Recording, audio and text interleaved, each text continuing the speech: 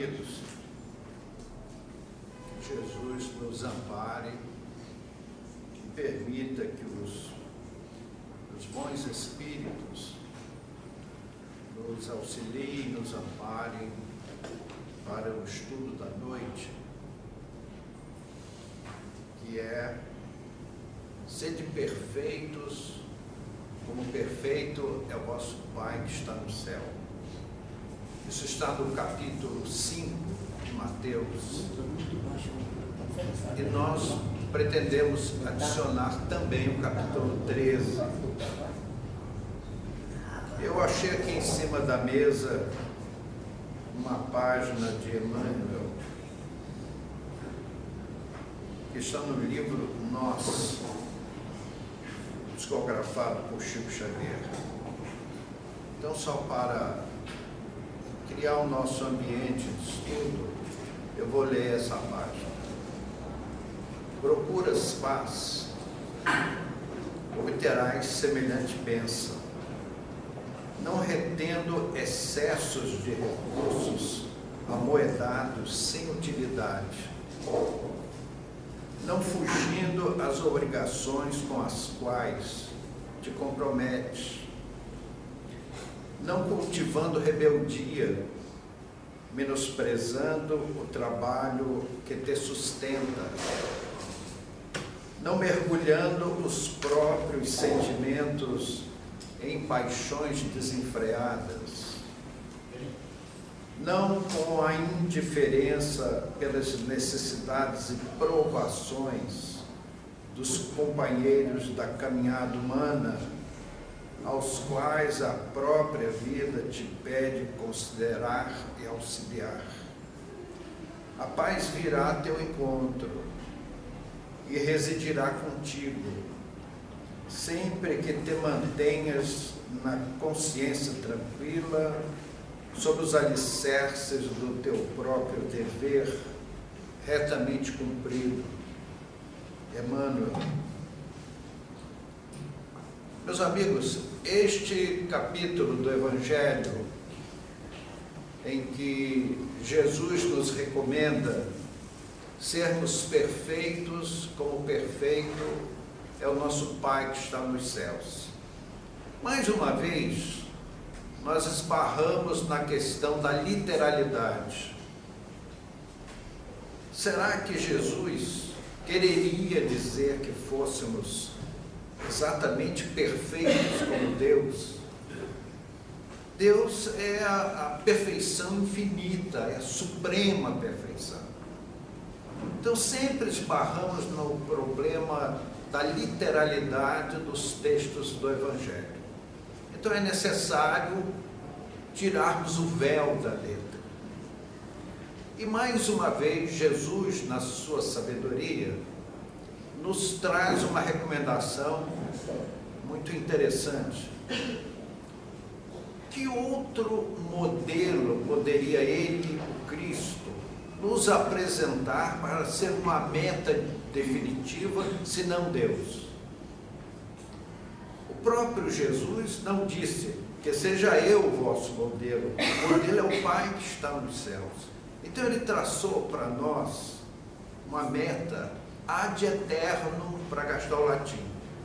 Então, em toda a nossa eternidade futura, nós devemos buscar sempre a Deus.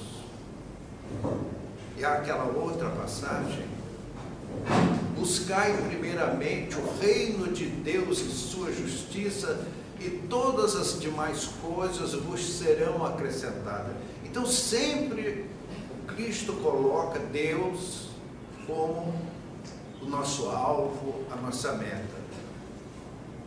Então nós deveremos perseguir essa meta, esse objetivo, para todo sempre.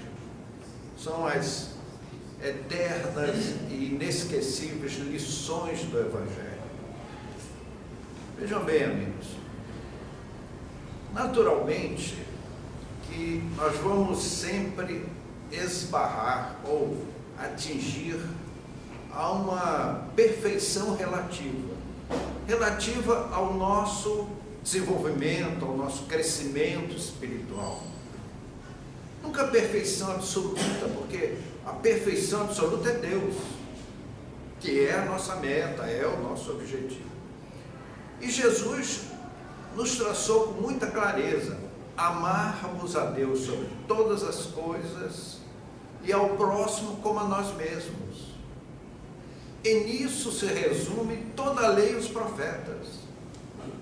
Então, se nós amarmos a Deus sobre todas as coisas e ao próximo como a nós mesmos, então os profetas e as leis dos profetas antigos ficam por aí substituídas. Então, meus amigos, Jesus foi muito claro ao nos fazer uma série de outras observações.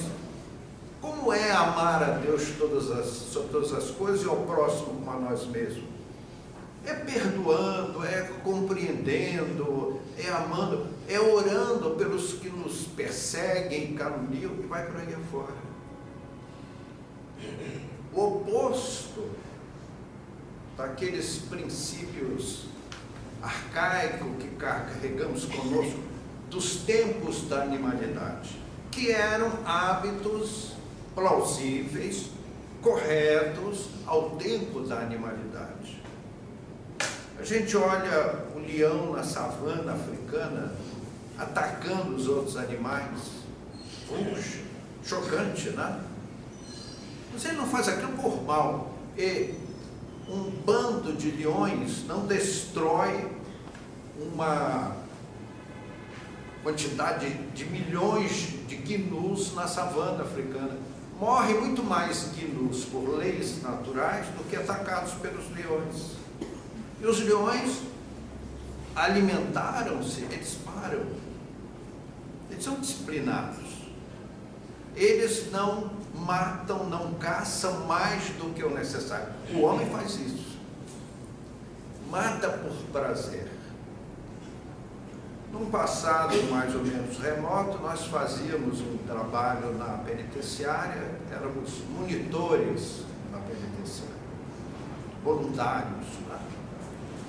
Tínhamos um grupo de companheiros que fazia esse trabalho. E na penitenciária eu conheci um preso que ele escreveu no braço assim: mato por prazer. Uma tatuagem. Fantástico. O homem faz isso. Os animais não fazem. Ele segue o seu instinto. O instinto é uma segunda inteligência automática. O animal não pensa. Então Deus, na sua infinita misericórdia e sabedoria, dá a ele o instinto e ele funciona com perfeição pelas leis do instinto. Nos diz o capítulo, ele nos fala, nos traz um pensamento, uma frase assim, para a gente pensar a vida inteira sobre ela. Diz essa frase o seguinte: o egoísmo é o pai de todos os vícios. E o egoísmo tem um filho diletíssimo, que se chama orgulho. Então, egoísmo mais orgulho é o grande flagelo da nossa humanidade. Nesse trabalho, hoje estamos nos lembrando dos trabalhos de penitenciária do nosso passado como espíritas. Tínhamos um grupo, eu nunca vou esquecer uma ocorrência interessante. Conversávamos nós do grupo com um presidiário, condenado lá há muitos anos de prisão. E ele começou, por conta própria, a explicar por que estava preso. Ele contou que a família dele, ao lado, tinha uma outra família, e às vezes os vizinhos não se entendem. Naturalmente, vocês nunca viram isso, é um fato apenas da história, né? Vizinho que não se dá, assim, isso não existe. Então, um belo dia, começaram as comadres a brigar, né? Começava aquela xingação, festejando o Dia das Mães, né? E aí o vizinho saiu lá de dentro e disse à esposa desse presidiário uma coisa muito ofensiva. E segundo ele sentiu o sangue ferver, ele feriu o meu orgulho. Então ele foi lá na cozinha, pegou um facão, uma faca de churrasco, deu a volta por trás da casa e matou o marido da dama, da vizinha. Deu não sei quantas facadas. Fugiu, depois a polícia capturou, ele foi preso, julgado, condenado, estava lá no presídio. Aí tinha no nosso grupo uma senhora bem idosa, né? Ela falou, pois é, o senhor está vendo? O senhor precisa ler o Evangelho. Porque o senhor está aqui, não porque o senhor matou o seu vizinho. O senhor está aqui porque o senhor é orgulhoso. Se o senhor não fosse orgulhoso, o senhor teria contemporizado, não teria se ofendido ao ponto de tirar a vida do seu semelhante. Eu digo, puxa vida, que lição a velhinha nos deu naquele dia. E ao moço também. Então, quando o Evangelho nos diz que o egoísmo é o pai de todos os vícios e tem o orgulho como seu filho dileto, o Evangelho tem uma razão enorme. Vejam, amigos, nós olhamos a nossa sociedade, nós estamos vivendo uma época, não podemos mais andar na rua. Uma mulher não pode dirigir um carro sozinha à noite, sob risco terrível. Porque uma mulher sozinha dirigindo um carro à noite é um convite ao banditismo. Dizemos isso com um grande pesar. Não devia ser assim. Agora, por que esses indivíduos agem assim? Por egoísmo. A droga é o flagelo da nossa sociedade. Não há problema mais grave na nossa sociedade hoje que não sejam as drogas, que se disseminaram de tal forma que saiu do controle. As autoridades conseguem uma tentativa de minimizar o problema, mas ele é devastador, especialmente a juventude. Por quê? Pelo egoísmo. O bandido assalta por egoísmo.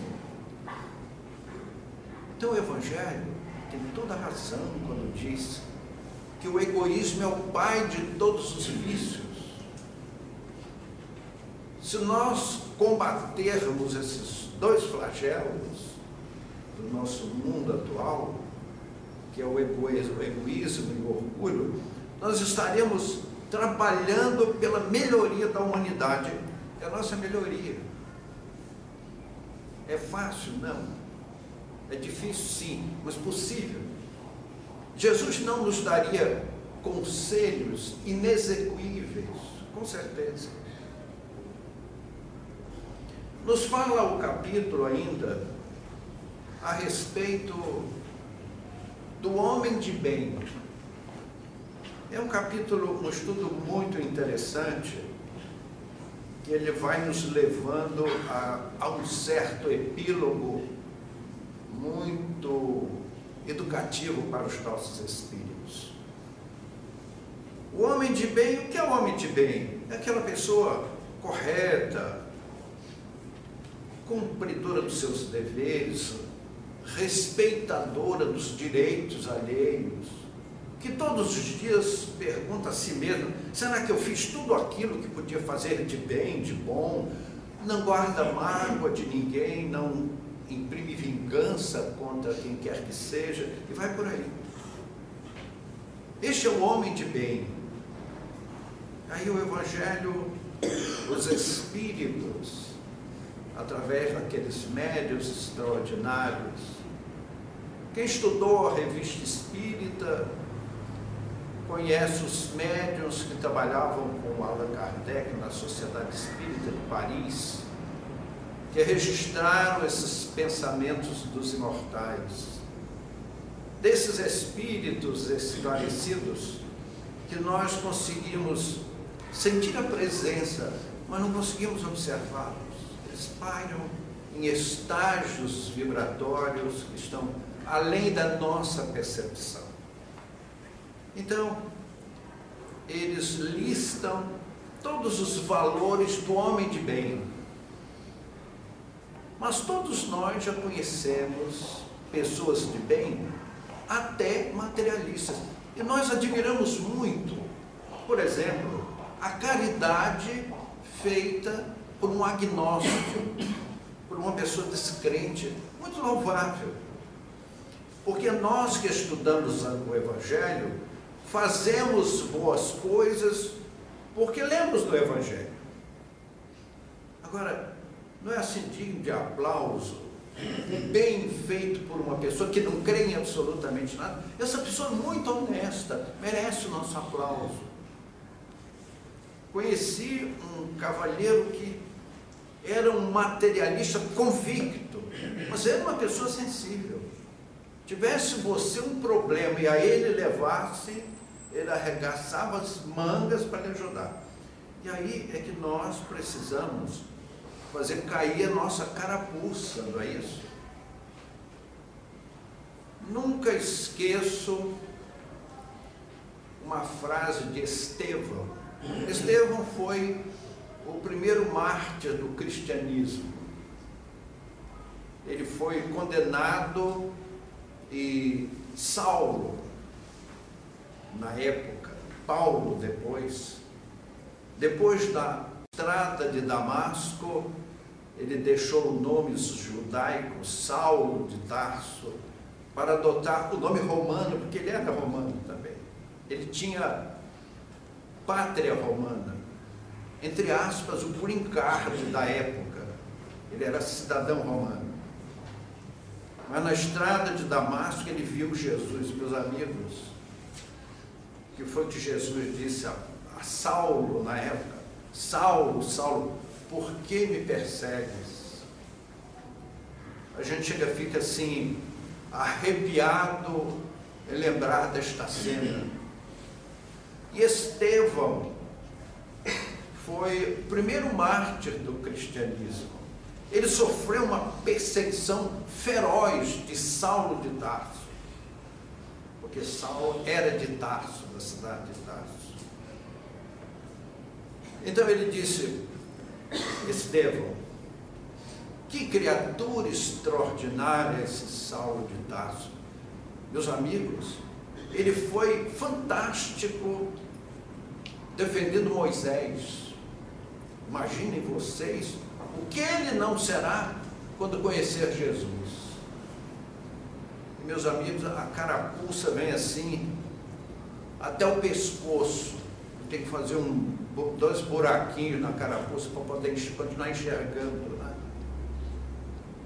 Então, Estevão nos deu uma mensagem para nós não esquecermos nunca mais. E Paulo de Tarso se transformou, tornou-se um outro homem, porque viu Jesus, porque conheceu Jesus, porque se transformou, entrou em Damasco cego. Ele foi a Damasco procurar Ananias para levá-lo preso como uma escolta, para que Ananias fosse torturado e morto a pedradas como Estevão. E ele chegou cego. E quem curou Paulo de Tarso, senão Ananias? Foi lá, tocou em seus olhos, caíram algo como escamas. E Paulo de Tarso voltou a enxergar. Aquele Ananias que ele levaria para o suplício. Então as histórias de Paulo de Tarso, e a elas nos referimos a semana passada, porque Paulo de Tarso, quando chegava, ele ia aos mercados públicos das cidades, que nada sabiam do cristianismo, e subia num cesto, numa coisa qualquer, e quando Paulo falava, sob a inspiração de Estevão, que ele torturara, entregara o suplício até a morte, Estevão morreu a pedradas. teve suas mãos, seus braços fraturados pelas pedras, e até a sua extinção como homem. Então, meus amigos, este é o homem de bem. Agora, e o que é o homem de bem? O que é um bom espírita? Boa pergunta, né? O que é um bom espírita? O bom espírita, ele, antes de mais nada, ele é o homem de bem. Só um detalhe, uma particularidade, um adjetivo: o espírita espiritualizado.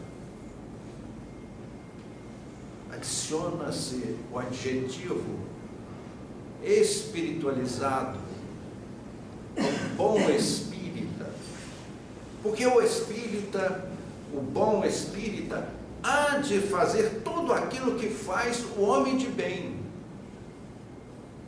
só que com o coração no céu. Nos referimos há pouco a um cavalheiro que era absolutamente materialista, convicto, mas era uma alma generosa. Este é um homem de bem. Mas ele não tinha ainda os valores espirituais. Não conhecia nada. E nós travamos assim terríveis batalhas. Imaginem vocês um homem culto,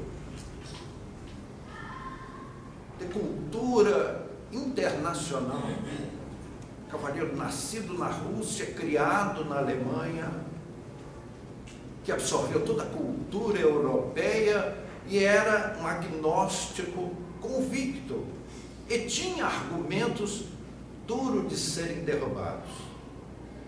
Mas os espíritas possuem armas imbatíveis, conhecimentos insuperáveis para convencer os céticos, como fez Jesus com Saulo de Tarso à entrada da estrada de Damasco. Então, meus amigos, nos tornarmos espíritas, consideramos, sem muito arrobo de verbalidade, a nossa entrada na estrada de Damasco. Porque o homem de bem do mundo faz as coisas por sociedade. Nós fazemos por espiritualidade.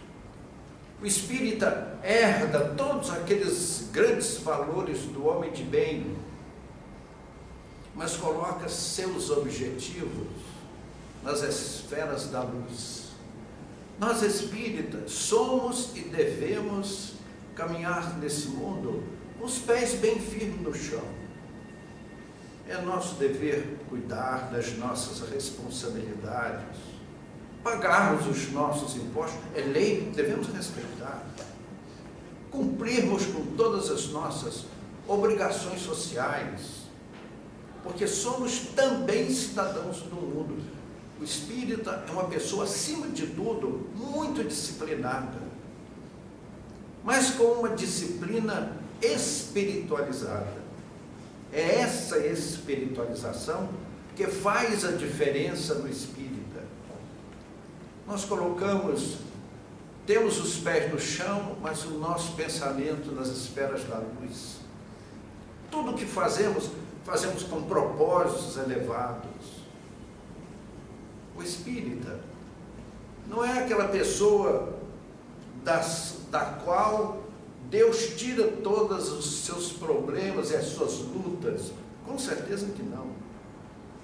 Meu amigo, nós vimos nunca, séculos vivamos nesse mundo, não vamos esquecer uma frase dita por um cristão a entrar no circo romano. Mesmo os cristãos, os seus companheiros, nervosos, temerosos, que de longe ouviam os uivos dos leões, assusta. É o momento da batalha mais íntima do que física. Arrostar os leões no circo. Era uma palestra que fizemos, pudemos ver um grupo de cristãos entrando no circo romano, um dos cristãos disse para meus amigos, meus irmãos: o nosso sangue vai regar a areia do circo para que não falte o pão do Evangelho na mesa da posteridade.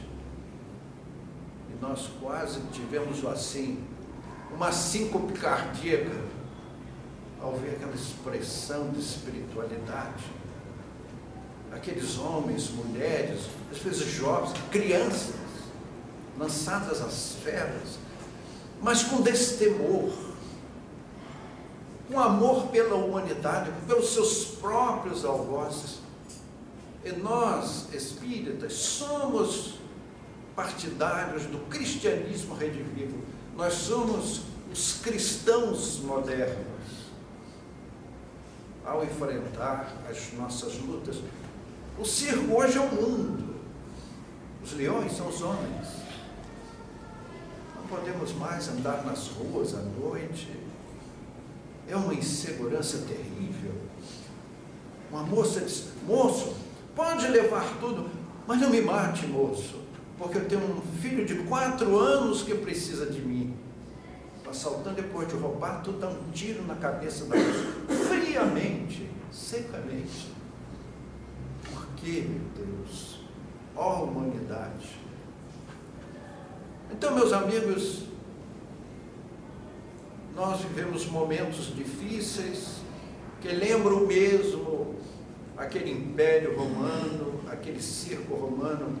E se nós queremos vencer o nosso passado de culpas terríveis, abracemos agora com denodo a mensagem do Cristo. Jesus segue à frente deste movimento extraordinário que é a volta do Cristo. Fala-se tanto, supõe-se, e já ouvimos tantas vezes pessoas dizerem que a volta de Jesus, ele vai surgir no céu, cercado de anjos, e vai passar assim voando, assim, bem ao gosto de Spielberg. Meus amigos, a volta de Jesus é uma volta silenciosa. É através dos nossos corações, é através dos nossos gestos, das nossas palavras, dos nossos testemunhos. Esse capítulo que estudamos nessa noite fala sobre a parábola do semeador. Jesus era um contador de histórias, mas de histórias educativas. Aquele povo era tão simples, tão rústico, que não podia entender a mensagem do Evangelho como nós podemos hoje, com as luzes da modernidade. Depois que os filólogos, os pensadores, os poetas, os escritores burilaram a língua e nos deixaram entendimentos elevados, podemos entender hoje a idiomática que ilustra os nossos dias.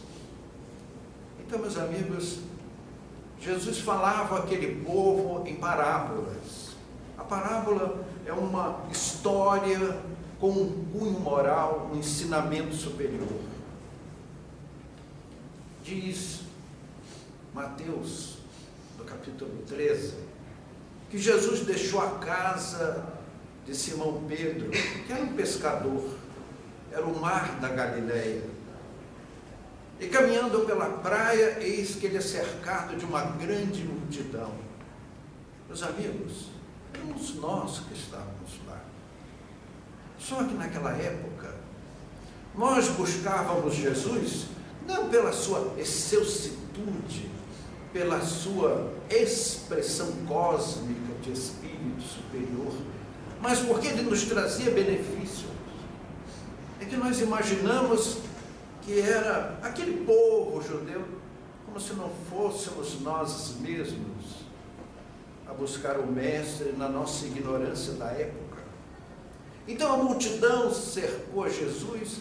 Então o Mestre subiu numa barca que estava próxima à praia, sentou-se e começou a falar à multidão. E ele falou sobre o semeador. Então dizia ele, o semeador saiu a semear. E as primeiras sementes caíram nos caminhos. E vieram os pássaros e comeram as sementes. Outro lote de sementes caiu entre as pedras. E ali elas germinaram, mas não tinham raízes. Então veio o sol e queimou aquelas plantinhas tenras, por falta de raiz, por falta de profundidade. Outras sementes caíram entre os espinheiros. E os espinhos cresceram e afogaram aquelas sementes e elas nada produziram e morreram. Mas por fim, um lote de sementes caiu em terra fértil. E ela germinou e produziu a 100 por 1.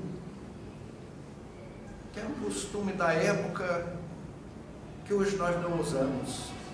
Isto é, cada semente gerou outras 100 sementes para o ceifeiro colher mais tarde.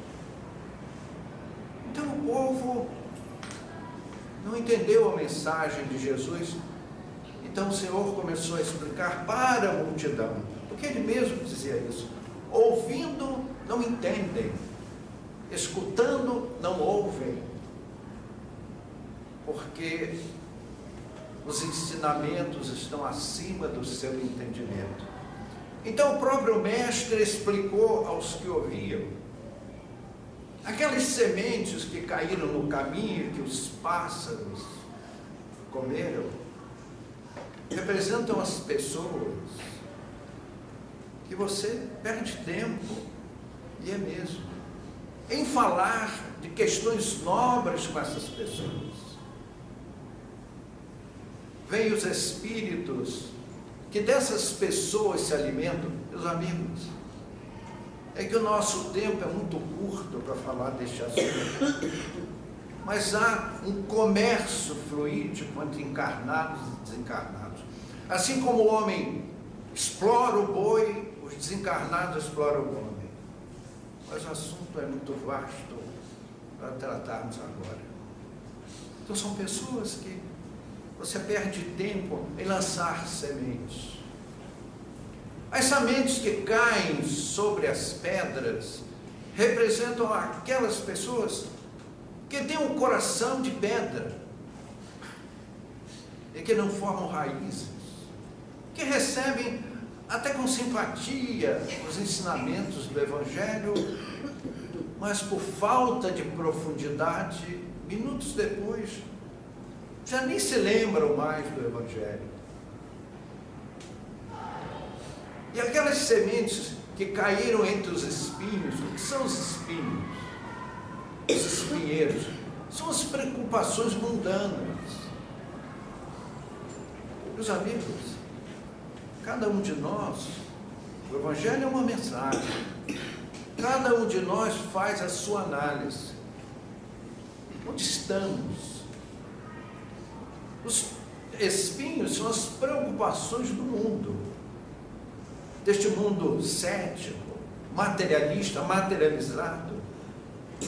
São as pessoas preocupadas com o que há de vestir, com o que há de comer, com o shopping center, com o turismo.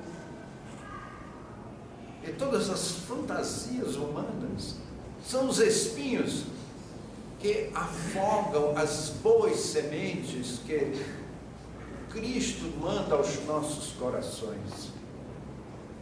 E ele nos fala das sementes que caíram em terreno fértil e renderam a 100 por 1.